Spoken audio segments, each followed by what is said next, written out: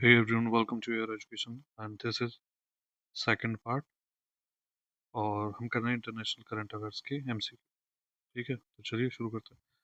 पहला सवाल है कि जम्मू कश्मीर के पहलगाम में आतंकवादी घटना को अंजाम देने वाला वह संगठन जिसे अमेरिका ने जुलाई 2025 में आतंकवादी संगठन घोषित किया है, क्या नाम है? मतलब बेसिकली पहलगाम में जो आतंकवादी घटना हुई उसके पीछे कौन था? तो वो था TRF, द रेजिस्टेंस फ्रंट। ठीक है, और इसको अमेरिका ने हाल ही में आतंकवादी संगठन घोषित किया है। अगला सवाल, हाल ही में किस देश के वैज्ञानिकों ने गन्ने या चुकंदर का उपयोग किए बिना बिना मैथेनॉल को सफेद चीनी सुक्रोज में बदलने की विधि विकसित की है? जापान, जर्मनी, संयुक्त राज्य अमेरिका या चीन? तो ऐसा चीन ने किया है।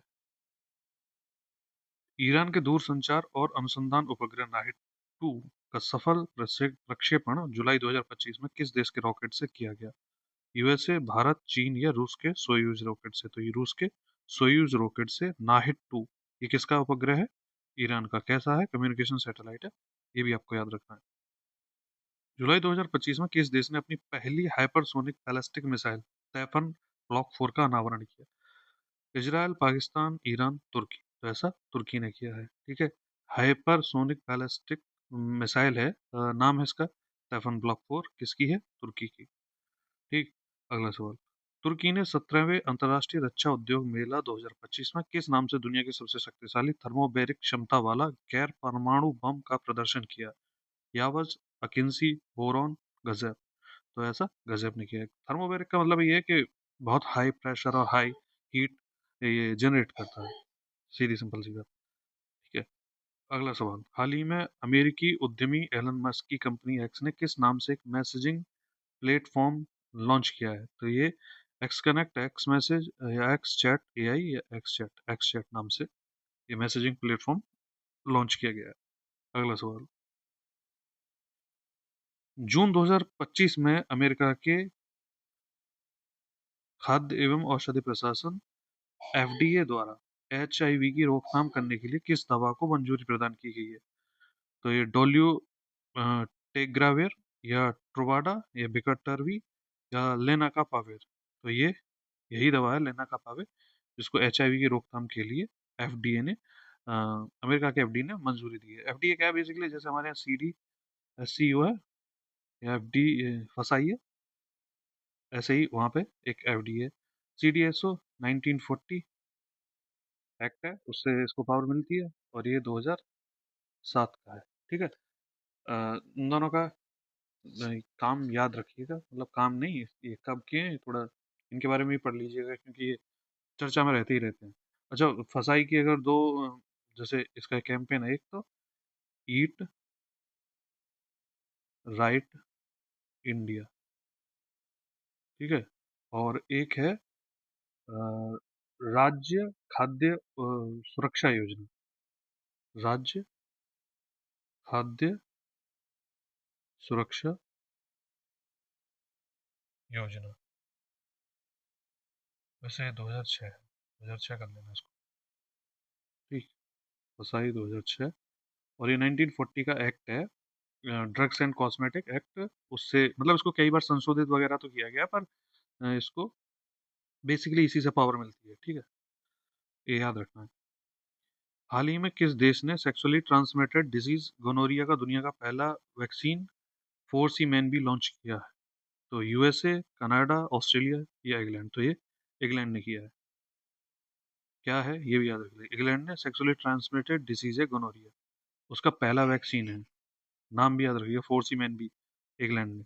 अगला सवाल, हाल ही में किस देश ने इंटरनेशनल स्पेस स्टेशन से यूएवी लॉन्च करने की तकनीक का पेटेंट कराया है? चीन, अमेरिका, रूस, जापान? तो ऐसा रूस ने किया। जैसे फिल्मों में देखते हैं ना, ISS से, इंटरनेशनल स्पेस स्टेशन से वो वेपन वगैरह, सब मिसाइल वगैरह लॉन्च की जा रही है ना, तो इस तरह का सिस्टम अब ये भी होगा रियल में। हाल ही में किस देश ने मोजी नामक दुनिया का पहला क्वांटम कम्युनिकेशन सैटेलाइट लॉन्च किया है? संयुक्त राज्य अमेरिका, जापान, चीन या रूस? तो ऐसा चीन ने किया है, मैंने अभी थोड़ा पहले बताया भी था। और इसका नाम मौजी नाम का दुनिया। ठीक है, ये भी याद रखना है। हाल ही में चीन के वैज्ञानिकों ने मंगोलिया क्षेत्र में कितने लाख टन के थोरियम की खोज की है? तो मंगोलिया क्षेत्र में की है थोरियम की खोज, तो ये 10 लाख टन की खोज की है। ऐसे तो नहीं पूछेगा, लेकिन ये पूछ सकता है कि कहाँ खोज की है। ठीक है। अगला सवाल, हाल ही में कहाँ पर दुनिया की पहली कार्बन फाइबर स्पीड ट्रेन का अनावरण किया गया? जापान, जर्मनी, फ्रांस या चीन? तो ये कार्बन फाइबर स्पीड ट्रेन ये चीन में ही है। चीन ही ऐसे काम कर रहा है। CR 450 ये भी यहीं पे की है। ये भी हाई स्पीड ट्रेन है। इसकी मैक्स स्पीड 400 है। 400 के 50 के नाम से कंफ्यूज नहीं होना है। ठीक है। अगला सवाल, हाल ही में किस देश ने दुनिया की सबसे तेज हाई स्पीड ट्रेन CR 450 का प्रोटोटाइप लॉन्च किया? तो ये चीन ने किया, अभी बताया मैंने। एलन मस्क के स्वामित्व वाले न्यूरालिंक की दृष्टि बहाल करने वाली वह डिवाइस जिसे सितंबर 2024 में अमेरिकी खाद्य एवं औषधि प्रशासन USDA से मंजूरी मिली, क्या नाम है? तो ये जो है वो ब्लाइंड साइट है, इसका नाम है। अब ऐसा मत सोचना कि आईसाइट प्रो वगैरह हो सकता है, नहीं, ब्लाइंड साइट है इसका नाम। तो ये ध्यान रखना है, थोड़ा ध्यान से, इस तरह के सिली मिस्टेक्स हो सकते हैं। अगला सवाल, अमेरिकी अंतरिक्ष एजेंसी नासा ने 14 अक्टूबर 2024 को बृहस्पति के चंद्रमा की जांच के लिए किस मिशन का सफल प्रक्षेपण किया? तो जूनो, गैलीलियो, ल्यूसी या यूरोपा क्लिपर मिशन? तो नासा पहला तो, ठीक, और बृहस्पति के चंद्रमा की जांच के लिए तो यूरोपा क्लिपर मिशन। ये तीन फैक्ट आपको याद रखना है। पृथ्वी की ध्रुवीय कक्षा में जाने वाला पहला मानव अंतरिक्ष मिशन जिसे स्पेसएक्स ने 31 मार्च 2025 को लॉन्च किया का इसका नाम क्या है, मतलब? ठीक है, पहला मानव अंतरिक्ष मिशन, ठीक है, पृथ्वी की ध्रुवीय कक्षा में, तो ये फ्रेम 2 था। ठीक है, स्पेस एक्स ने लॉन्च किया। और देखो, अगर स्पेस से सवाल बनेंगे तो इन्हीं से बनेंगे, इससे ज्यादा कुछ क्या ही पूछेगा, और पूछ ले तो फिर क्या ही किया जा सकता है। 12 सितंबर 2024 को पोलारिस डॉन मिशन के अंतर्गत किन दो अंतरिक्ष यात्रियों ने ऑर्बिट में पहली प्राइवेट स्पेस वॉक की? तो पोलारिस डॉन मिशन के तहत, ठीक है, अंतरिक्ष यात्रियों ने, दो अंतरिक्ष यात्री हैं जिन्होंने ऑर्बिट में पहली प्राइवेट स्पेस वॉक की है। तो जेरेड आइसमैन, आइजैक मैन और सारा गिलिस, ये नाम आपको याद रखने हैं। ज्यादा मैं इसलिए नहीं बता रहा हूँ, फिर कंफ्यूजन वाली स्थिति होती है। ठीक है। ऐसे ही हाल ही में अमेरिकी अंतरिक्ष एजेंसी नासा ने घोषणा की है कि उसके टेस मिशन ने दो चट्टानी पृथ्वी के आकार के एक्सोप्लैनेट की खोज की है, जिनका नाम क्या है? तो TOI 2322 B और TOI 2322 C। तो बेसिकली 2322 तो कॉमन ही है।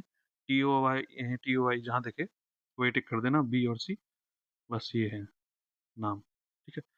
तो दो चट्टानी पृथ्वी के आकार वाले ग्रह एक्सोप्लैनेट हैं जिनकी खोज टेस्ट मिशन ने की है। ठीक है, ये भी याद रखना है, नासा ने, ये भी याद रखना है।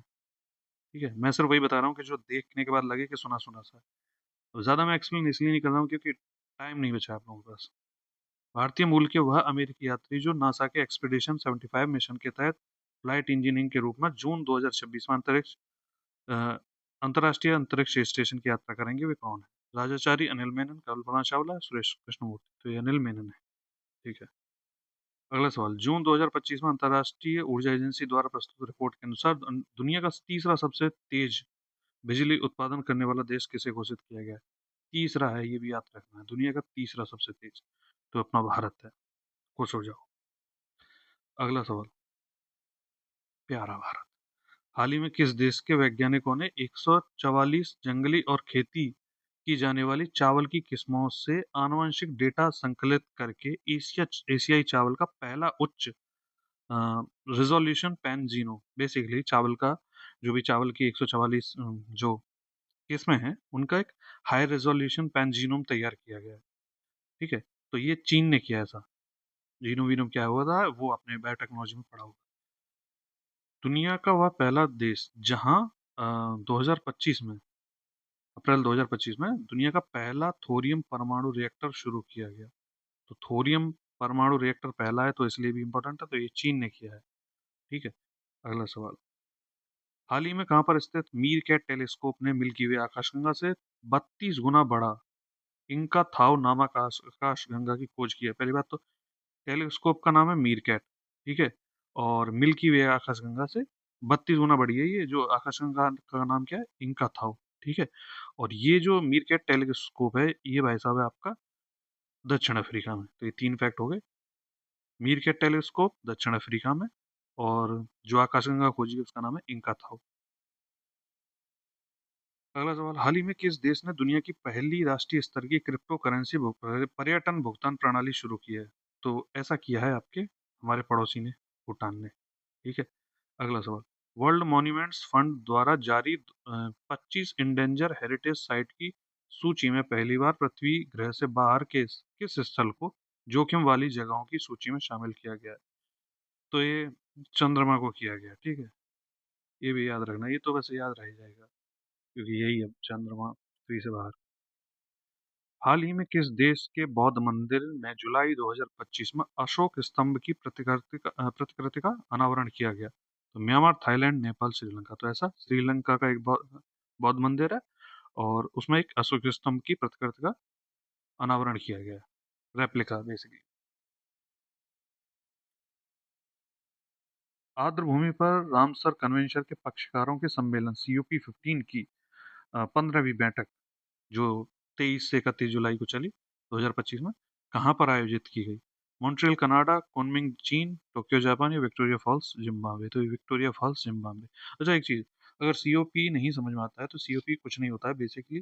कोई भी अगर एक जैसे कोई भी ट्रीटी होती है, ठीक है, उस ट्रीटी पे जो जो लोग हस्ताक्षर करते हैं, ठीक है, अब वो लोग हो गए COP, मतलब कॉन्फ्रेंस ऑफ पार्टीज इस ट्रीटी के। ठीक है, इस वाली ट्रीटी के ये COP हो गए। अब ये जितनी बैठक करेंगे, पहली करें दूसरी करें, तो वो हो जाती है इनकी COP 1 2 5 ऐसे ही करके। तो इसी तरह जैसे अभी रिसेंटली UNFCCC की जो COP 28 है, दुबई, इसका संबंध दुबई से। COP 29 बाकू, अजरबैजान, ये भी याद रखनी है। ऐसे ही CBD यानी कि ये जो बायोडाइवर्सिटी से रिलेटेड है, उसका जो COP 15 है उसका संबंध है ये मॉन्ट्रियल कनाडा से। ठीक है, COP 15 किसकी?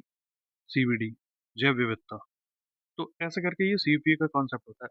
इसमें कई लोग कंफ्यूज रहते हैं तो इसलिए मैंने थोड़ा बता दिया। चलिए, टाइम वेस्ट नहीं करते।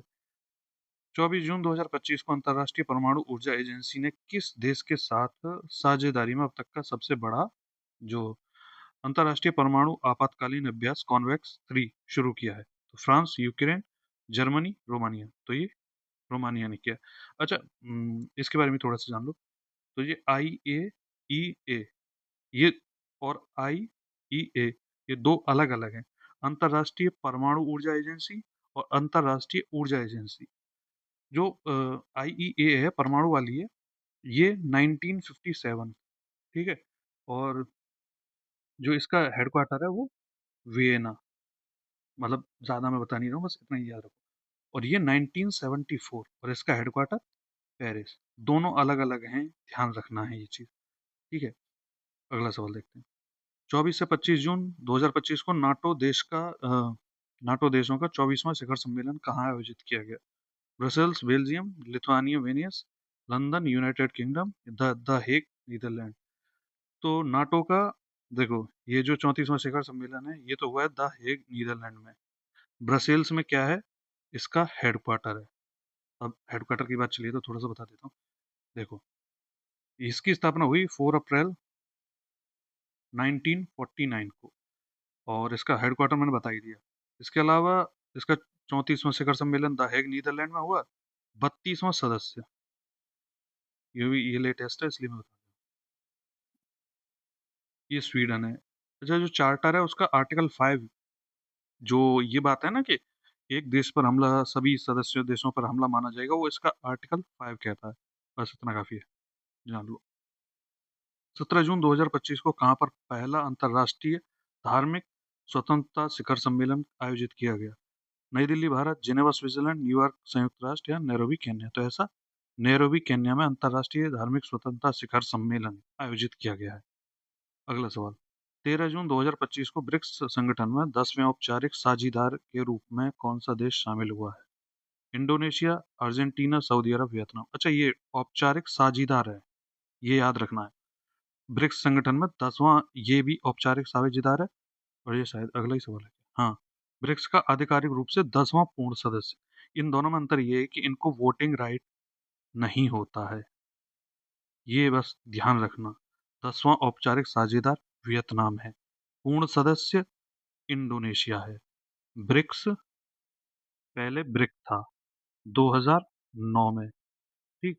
और फिर उसके बाद 2010 में जब इसमें साउथ अफ्रीका शामिल हुआ तब ये बना ब्रिक्स। ये बैठक ये किंतबर्ग में हुई थी, ये किंतबर्ग। इसके अलावा एक बैठक और इम्पोर्टेंट है 2014 की। तो ये कहाँ हुई थी? फोर्टे फोर्टा लेजा या फोर्टे लाजा ऐसा कुछ है, फोर्टे लाजा, थोड़ा सा याद रखना है बस। ठीक है, इसमें क्या क्या हुआ था? इसी में आपका एनडीबी बना था, ये सबसे इम्पोर्टेंट चीज है। ठीक है, तो ये एनडीबी जो है ब्रिक्स कंट्रीज की बैंक है। बस ब्रिक्स से जुड़ा इतना ही काफी। अगला सवाल, 15 से 17 जून के बीच 51वें G7 शिखर सम्मेलन का आयोजन कहाँ पर किया गया? Hiroshima Japan, Puglia Italy, Berlin Germany या कनानास्किस अल्बर्टा कनाडा? तो अल्बर्टा प्रांत है कनाडा का, कनानास्किस में ये हुआ है। G7, ठीक है, G7 कौन सा? 51वां, ये भी याद रखना है, ठीक।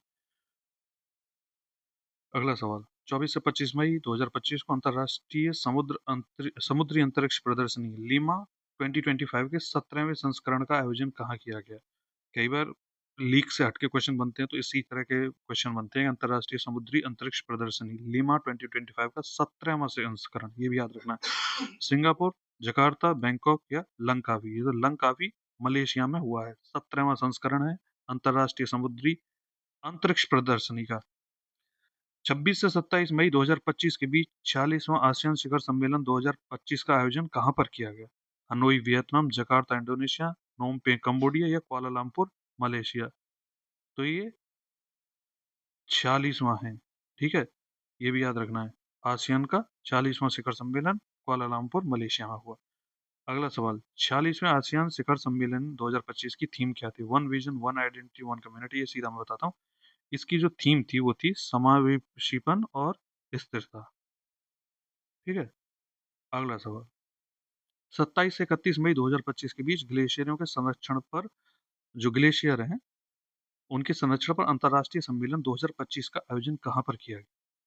ग्लेशियर दिवस 21 मार्च, और ये साल ग्लेशियर संरक्षण का दिवस भी है 2025, ये भी याद रखना है।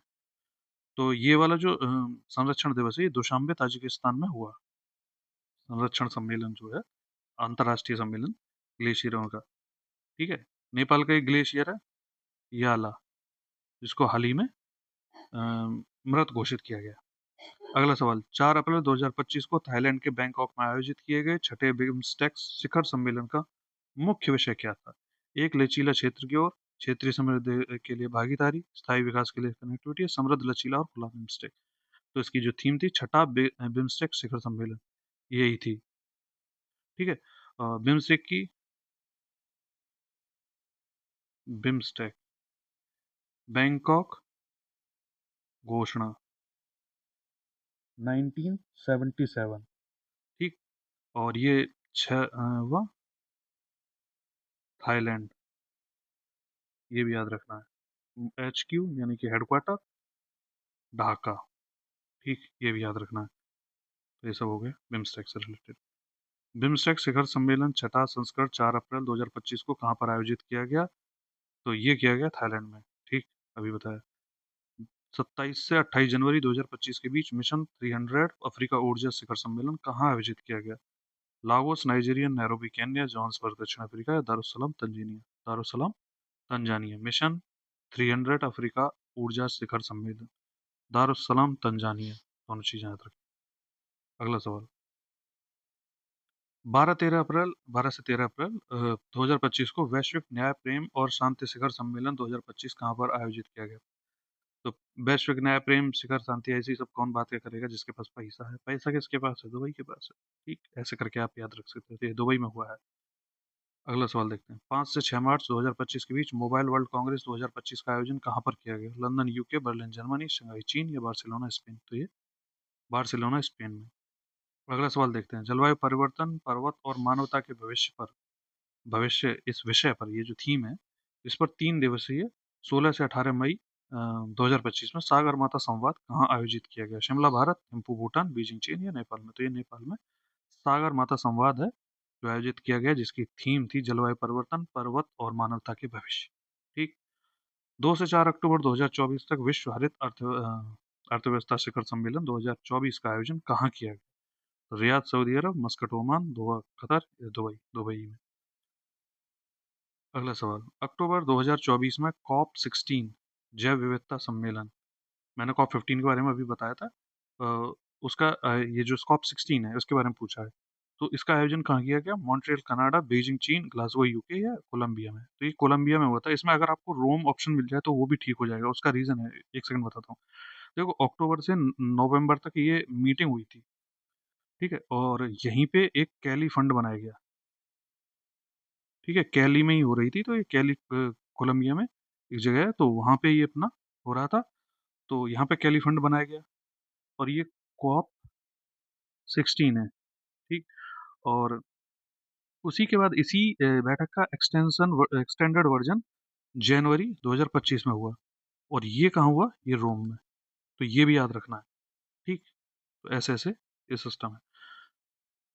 22 से 23 अक्टूबर 2024 को फिलीपींस के मनीला में आयोजित आपदा जोखिम न्यूनीकरण पर एशिया प्रशांत मंत्री स्तरीय सम्मेलन की थीम क्या थी? लचीला एशिया प्रशांत की ओर, या 2030? यही है इसकी थीम।